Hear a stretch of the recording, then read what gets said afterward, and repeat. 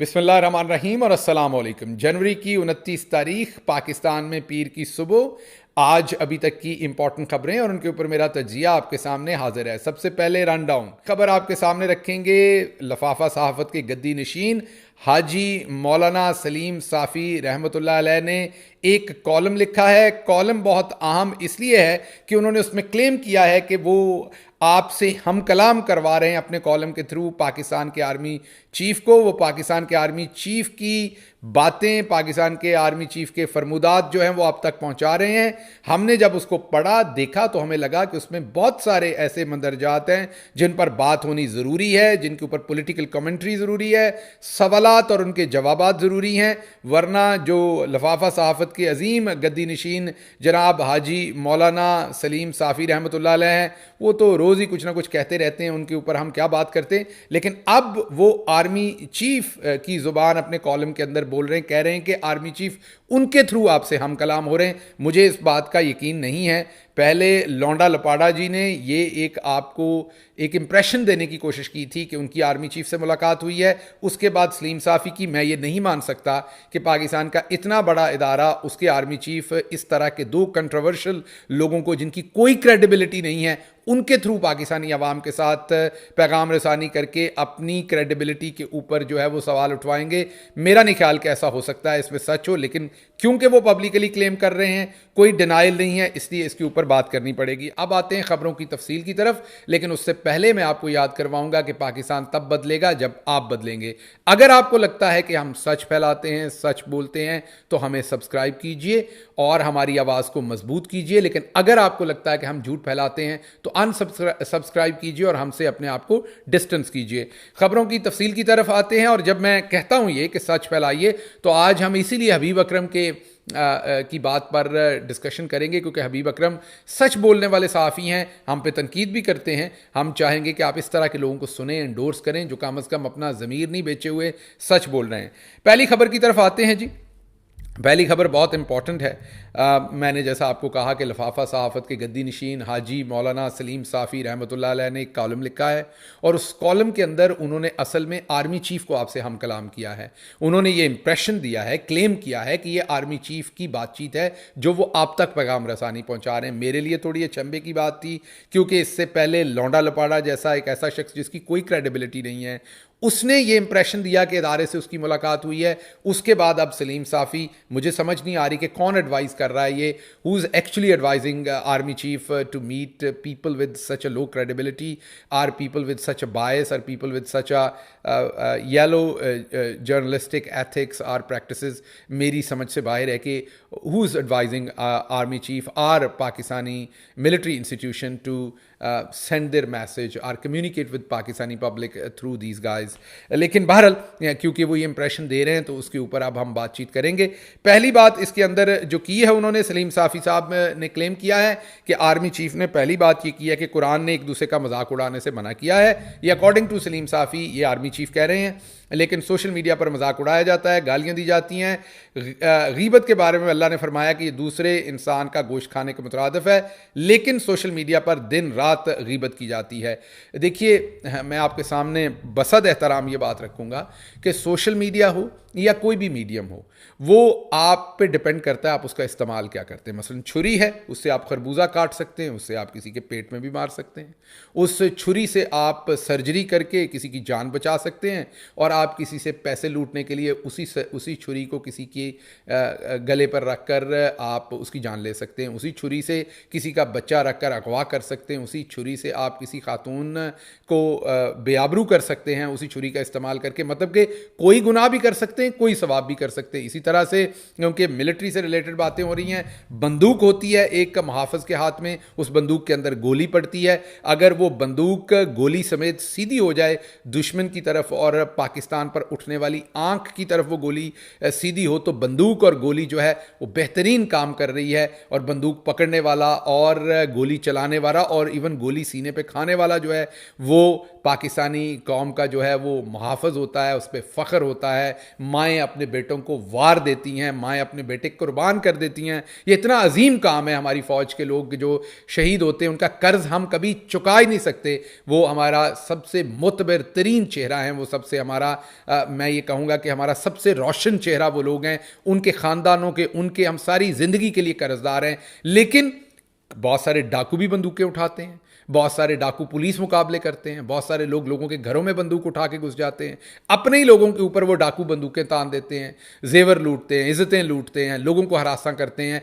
अब बंदूक भी है, वो शख्स भी पाकिस्तानी होता है जो ये काम कर रहा होता है, लेकिन उसका नतीजा और होता है और उस शख्स की इज्जत नहीं की जाती, उस शख्स को क्या समझा जाता है या ये हम सब जानते हैं। तो इसलिए ये कहना कि सोशल मीडिया पे ये होता है, ये बसद एहतराम गलत है। सोशल मीडिया एक प्लेटफॉर्म है, उसको आप किसी भी तरीके से इस्तेमाल कर सकते हैं। फिर कहा जाता है कॉपी और पेस्ट होता है, उसके ऊपर तहकीक नहीं होती। दूसरी बात ये की गई कि अल्लाह की ज़ात ने हर चीज़ को तहकीक करने से कहा गया है। सोशल मीडिया एक शैतानी जो है वो काम है, क्योंकि इसके ऊपर कॉपी पेस्ट का ऑप्शन है, इसके ऊपर तहकीक नहीं होती। दोबारा मैं कहूँगा, sir you need to fire these advisers, they are really reckless people, however advising you, they are utterly nonsense बातें कर रहे हैं आपसे, अटरली आपको ऐसी चीज़ें बता रहे हैं जिनकी कोई सेंस मेक नहीं होती।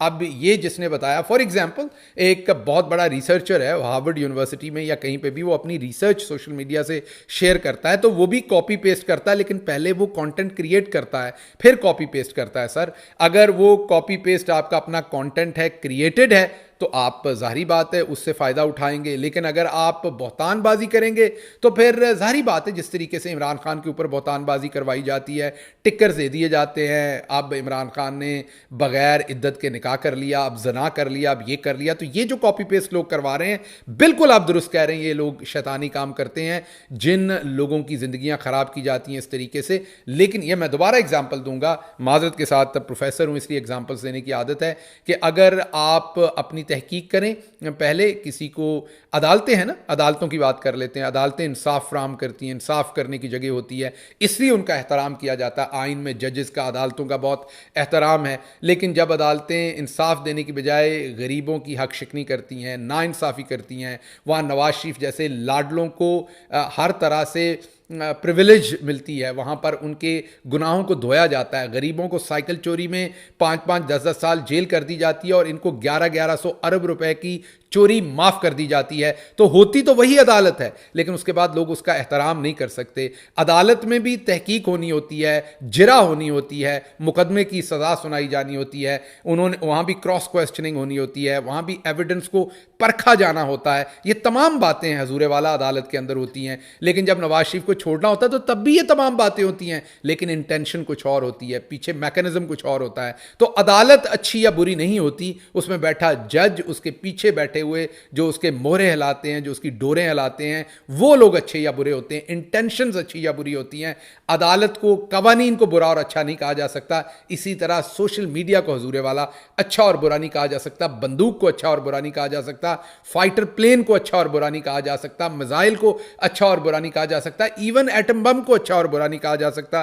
अगर मैं गलत नहीं हूं, मैं मजहबी आदमी, मतलब कि मैं कोई आलिम दीन नहीं हूं, माजरत चाहता हूं अगर मैं गलत बात करने लगा हूं, लेकिन जो मैंने पढ़ा, मुझे याद है कि नबी करीम सल्लल्लाहु अलैहि वसल्लम का कहीं फरमान मैंने पढ़ा था, अगर मैं गलत हूं तो पेश की माजरत, कि तलवारें अमन की अलामत है। मीन तलवारें होने से लगता तो ये कि वो जंग की वजह बनेंगी तलवारें, लेकिन तलवारें अमन की अमानत है, उन्होंने ये कहा था। आज देख लें, वो उनकी बात बिल्कुल सच है। जहाँ जहाँ एटॉमिक पावर ना होती तो लोग एक दूसरे से लड़ रहे होते। कहने को तो एटम बम कितनी गलत तरीन चीज़ है, लेकिन उसका इस्तेमाल अगर दुरुस्त हो तो वो कितनी अच्छी चीज़ है, उससे अमन कायम हो रहा है, पावर का बैलेंस हो रहा है। अगर इम्बैलेंस हो तो एक मुल्क दूसरे मुल्क पे चढ़ दौड़ता है। तो इसलिए ये बात आपके सामने रखनी थी कि ये मुझे इस बात के अंदर थोड़ी सी जो एडवाइज़र्स हैं उनकी नापुख्तगी लगी है आपको, जिन्होंने एडवाइस किया। अगली बात है जी, मैं कुरान से साबित कर सकता हूं कि सोशल मीडिया शैतानी है। कुरान हमें खबर मिलने की तहकीक का दर्स देता है, इस पर मैं बात कर चुका हूं, लेकिन सवाल दोहरा रहा हूं। लेकिन सोशल मीडिया तहकीक नहीं करवाता, इसलिए ऑप्शंस में तहकीक का ऑप्शन ही नहीं है, सिर्फ कॉपी कट पेस्ट और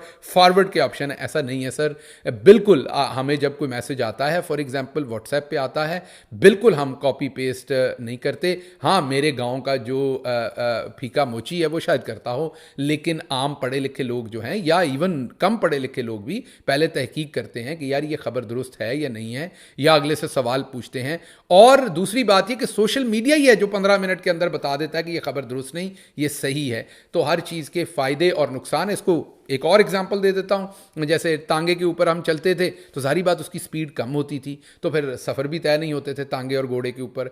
अब हम कारों के ऊपर चलते हैं, उनकी स्पीड 100 माइल पे, 100 किलोमीटर पे जब भगाते हैं, ऑफकोर्स स्पीड ज़्यादा होती है, सफ़र तेज़ी से कटता है, एक्सीडेंट होता है तो चोट भी ज़्यादा लगती है। अब कुछ चीज़ें तो आपको जब आप स्पीड ऐड करते हैं लाइफ के अंदर तो उसके कॉन्सिक्वेंसेस भी होते हैं, उनको आपने मैनेज करना होता है। उसके लिए फिर कारें बेहतर बनाना शुरू की गई, उनकी ब्रेक्स बेहतर बनाना शुरू की गई, उनके अंदर सीट बेल्ट्स लगाए गए, उनके अंदर आपको पता है एयर बैग्स लगाए गए, वो तमाम काम, लोगों की ड्राइविंग टेस्ट बेहतर लिए गए, सड़कों के ऊपर साइनेज की गई। अब गाड़ियों के अंदर ऐसे पुर्जे आ रहे हैं जिनसे वो डिटेक्ट कर लेती हैं अगर आगे फासला कम हो, अडॉप्टिव क्रूज कहते हैं उसे, खुद रुकती हैं गाड़ियाँ। तो यही सोशल मीडिया है। टेक्नोलॉजी जैसे जैसे इंप्रूव होती है, बनी नौ इंसानियत उसके साथ चीज़ों को इंप्रूव करती है। तो टेक्नोलॉजी को, फोरम को गलत कहना मेरा ख्याल में दुरुस्त नहीं है।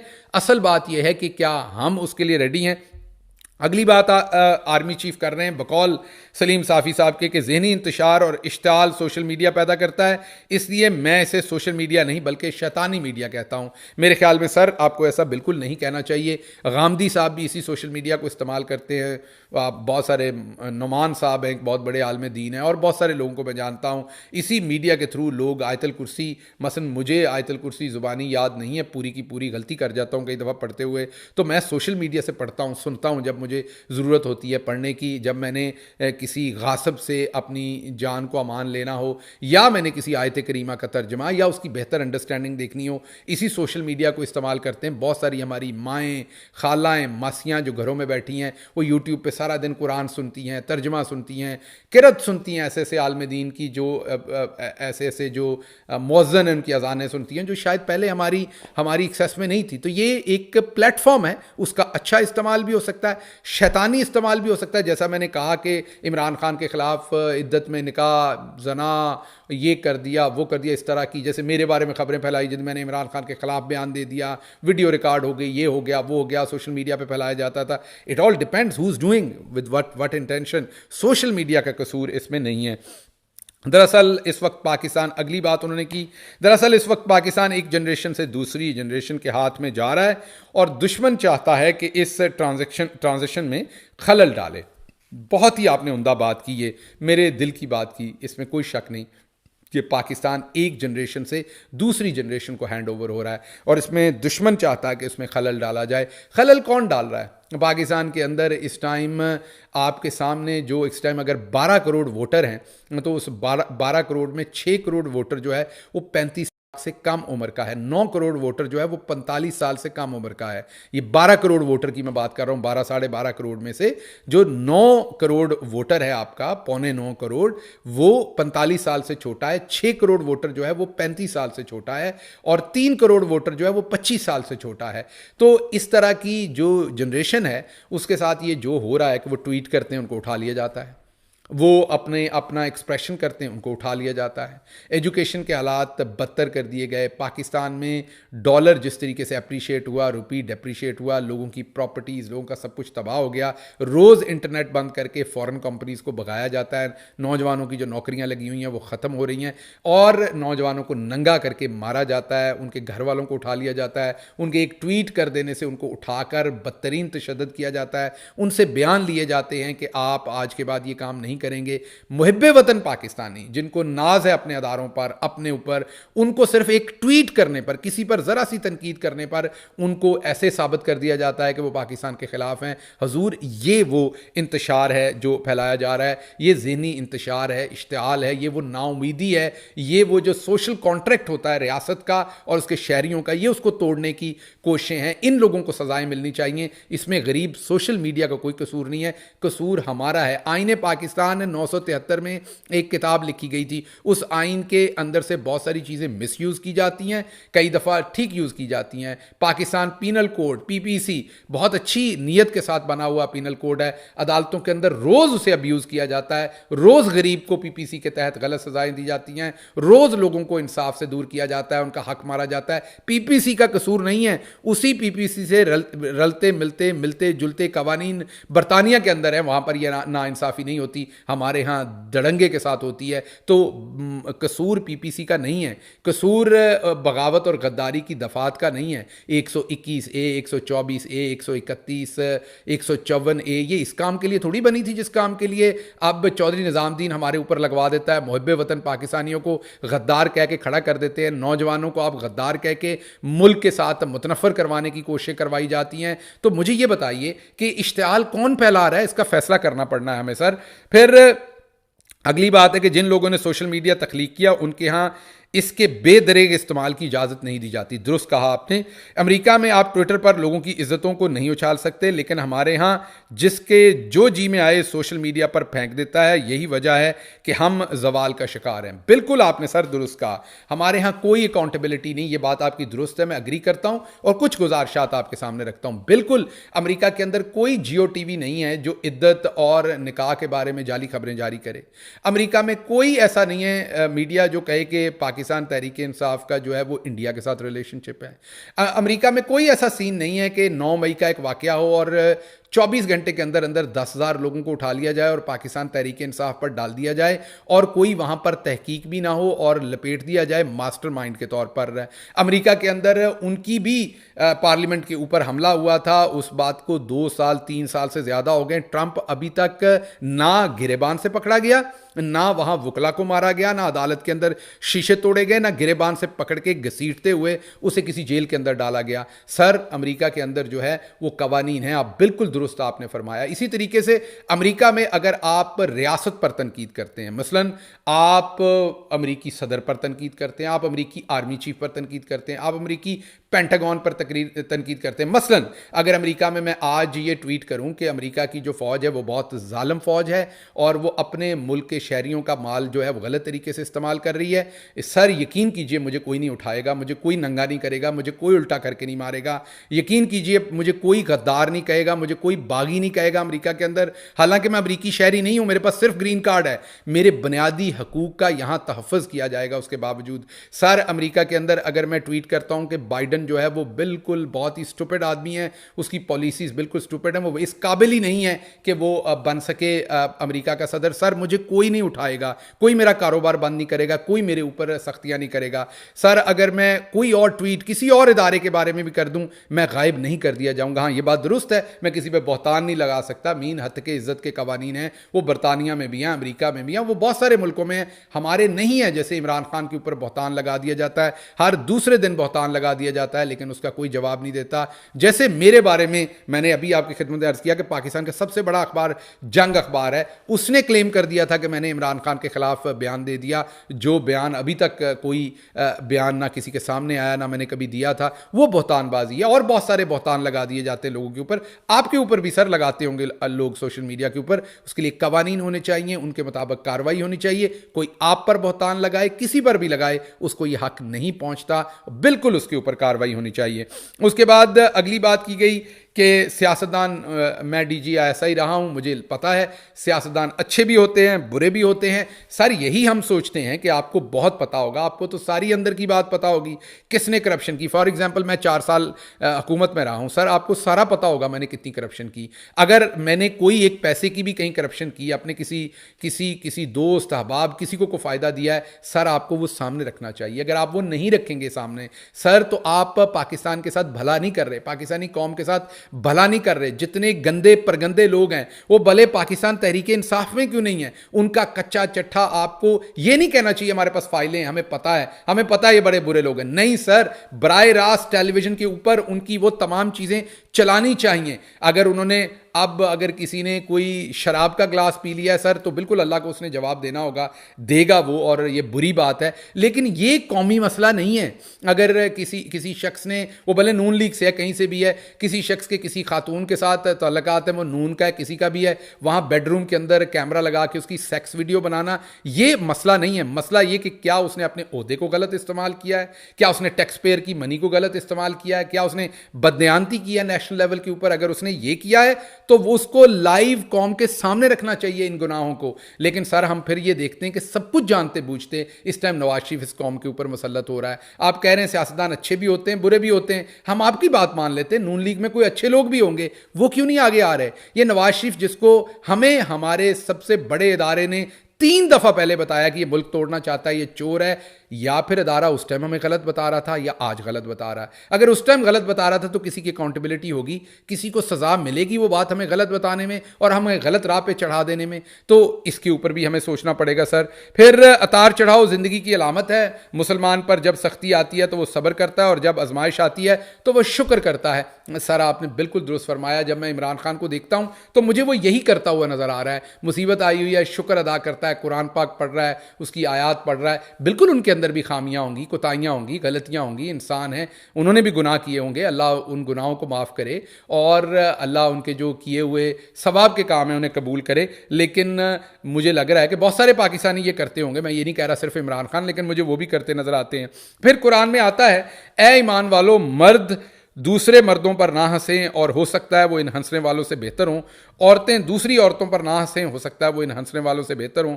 आपस में किसी को ताना ना दो, एक दूसरे के बुरे नाम ना रखो। सर बिल्कुल आप ठीक कह रहे हैं, ये जियो टीवी को समझाना पड़ना है सर। ये तमाम लफाफा सहाफ़ियों को, यही जो रहमतुल्लाह अलैह हैं सलीम साफ़ी साहब, इनको समझाना पड़ना है सर। ये लोगों को इद्दत, निकाह, उनकी गंदी गलीज वीडियोज़, सेक्स वीडियोज़, टेप्स, ये सब कुछ चलाते हैं, पीछे से उनके खिलाफ सारे प्रोपेगेंडे करते हैं। ये सब झूठे प्रोग्राम रन किए जाते हैं। अगर 12 में से एक वैसल नहीं लिया जाता एलएनजी का, जी हाँ सर, तो यही जो ग्रुप है सलीम साफ़ी का, जियो टीवी, इसके ऊपर शाहजेब खानज़ादा साहब हलकान हो जाते थे प्रोग्राम कर करके हमारी गवर्नमेंट के दरमियान के 12 में से एक वैसल नहीं खरीदा एलएनजी का। पाकिस्तान डूब गया, पाकिस्तान के खिलाफ जुल्म हो गया और अभी सर कोई हमें वैसल दे ही नहीं रहा था। अभी हमारे पास शायद आधे से भी कम वैसल हैं जो हमारी कैपेसिटी की रिक्वायरमेंट थी। लेकिन शाहजेब खानज़ादा साहब आजकल साइलेंट मोड पर लगे हुए हैं, उनको कुछ एहसास नहीं। ऐसे लोगों का बिल्कुल एहतसाब होना चाहिए। आप दुरुस्त फरमा रहे हैं। कायदे आज़म ने हमें इत्तेहाद, यकीन और तंजीम का दर्स दिया था, लेकिन हमने किसी को अपने पास से नहीं छोड़ा, ना इत्तेहाद को छोड़ा, ना यकीन को, ना तंजीम को, तो हमने शराजा बिखेर दिया। आप बिल्कुल दुरुस्त कह रहे हैं सर। अल्लाह का नाम लें, शुरू करें। पाकिस्तान की सबसे बड़ी पॉलिटिकल पार्टी को इस टाइम दीवार के साथ लगाया जा रहा है। गलत सही जो भी उनके अमाल हैं, आप कहते हैं करप्शन की मुकदमात लेकर आएँ अदालतों के अंदर, आप कहते हैं इमरान खान ने करप्शन की, फलां ने करप्शन की, अदालतों में मुकदमात लेकर आएँ, साबित हो उनको सजाएं दे दें, साबित ना हो उन्हें सियासत करने दें, उन्हें अपनी फ्रीली अपनी जो है वो पब्लिक के सामने अपना मंशूर रखने दें और पब्लिक उनको वोट करे और पता लगे कि कौन पाकिस्तान के लिए बेहतर है। जब मुल्क की सबसे बड़ी पॉलिटिकल पार्टी को आप निकाल देंगे सिस्टम में से, उनको उनका झंडा जिस बंदे के पास है उसको पकड़कर उस पर तशद्दुद किया जाएगा, जो बंदा उनका नारा लगाने की कोशिश करेगा उसके ऊपर मामलात किए जाएंगे। तो आप मुझे खुद ही बताइए कि फिर मामलात किस तरफ जाएंगे। तो इसलिए सर मेरी गुजारिश तो आपसे यही है कि आप ये तंजीम, इत्तेहाद, ये तभी पैदा होगा जब सारी कौम को इकट्ठा किया जाएगा, सबको बराबरी का मौका दिया जाएगा। तो इसको भी ज़रा सोच लीजिए। फिर सवाल ये है कि अगर हमने अल्लाह की तालीमात को फॉलो नहीं करना तो फिर क्या सोशल मीडिया, शैतान मीडिया को फॉलो करना? इस पर मैं कुछ नहीं कहूँगा सर, पहले ही कह चुका हूँ। सोशल मीडिया पर 95% झूठ होता है, इस पर इंसार करने के बजाय नौजवान तहकीक करे। ये बात आपकी बिल्कुल दुरुस्त है। सोशल मीडिया के ऊपर और हर मीडिया के ऊपर, इवन किताबें देख लें, कोई जगह भी देख लें और रिसर्च देख लें, मैंने सारी ज़िंदगी रिसर्च की है, बिल्कुल गलत इन्फॉर्मेशन भी होती है, दुरुस्त भी होती है। तहकीक करें तो वो दुरुस्त इन्फॉर्मेशन होती है और तहकीक करने से ही तो सारा दिन ये तमाम जो इस टाइम पाकिस्तान के अंदर जाली खबरें फैलाई जा रही हैं, वो तहकीक करने से ही तो को समझ आ रही है कि दुरुस्त क्या है। उसके बाद पाकिस्तान 295 मिलियन का मुल्क है जिसका 35% नौजवानों पर मुश्तमिल है। मेरे ख्याल में तो सर 35% से भी ज़्यादा हैं और इसलिए इनको उम्मीद देना बहुत ज़रूरी है। तो मैं दोबारा रिक्वेस्ट करूँगा कि ये जो कुछ हुआ है पिछले 2 साल में, इससे नाउम्मीदी फैली है, पाकिस्तान का नुकसान हुआ है। मेरी आपसे गुजारिश होगी कि इन तमाम चीज़ों को देखा जाए, इन तमाम चीज़ों को परखा जाए और इन तमाम चीज़ों के ऊपर एक्शन लिए जाएं, ताकि ये जो कुछ हो गया वो हो गया, मज़ीद आगे ना हो। अगर आपको कोई मेरी बात बुरी लगी हो तो मैं उसके लिए पेशगी माजरत ख्वाह हूँ, क्योंकि ये आपके, मुझे नहीं पता कि ये आप ही ने कहा है कि नहीं, या सलीम साफ़ी ने ये कहा है कि आपने कहा है, मुझे इस बात का नहीं पता। सलीम साफ़ी क्लेम कर रहे हैं तो मुझे लगा कि ये ज़रूरी है फिर कि इन बातों के ऊपर कमेंट्री की जाए, क्योंकि आप एक इतनी इंपॉर्टेंट पोजीशन पर हैं, जो आपके ख्यालात हैं उसमें आपके एडवाइज़र्स हैं, वो आपको एडवाइस करते हैं। एक पाकिस्तानी होने के नाते जितना हक किसी और का आप पर है, उतना ही हक मेरा भी आप पर है। तो मुझे लगा मेरी आवाज़ भी आप तक पहुंचेगी और पहुंचनी चाहिए, क्योंकि आपने इस्लाम, कुरान, अल्लाह की बात की है, उसके साथ साथ आपने मॉडर्न वेस्टर्न वर्ल्ड, अमेरिका की बात की है। मैं उम्मीद करता हूं कि मेरे सवालों को इसी खंदा पेशानी के साथ, इसको तनकीद नहीं बल्कि तामीरी डिस्कशन के तौर पर लिया जाएगा, और आप एक दफ़ा ज़रूर सोचेंगे कि जो मैंने बातें की हैं उनमें अगर ज़रा सी कोई एक चीज़ में भी वज़न है, सच्चाई है, तो उन चीज़ों को सोचा जाए। At the end we are all brothers, we are all Pakistanis, और अगर हमने आगे बढ़ना है तो हम सबको मिलकर इकट्ठे होकर काम करना पड़ना है, तभी हमने आगे बढ़ना है। इसके साथ ही मुझे इजाज़त दीजिए। पाक फ़ौज जिंदाबाद, पाकिस्तान पाइंदाबाद।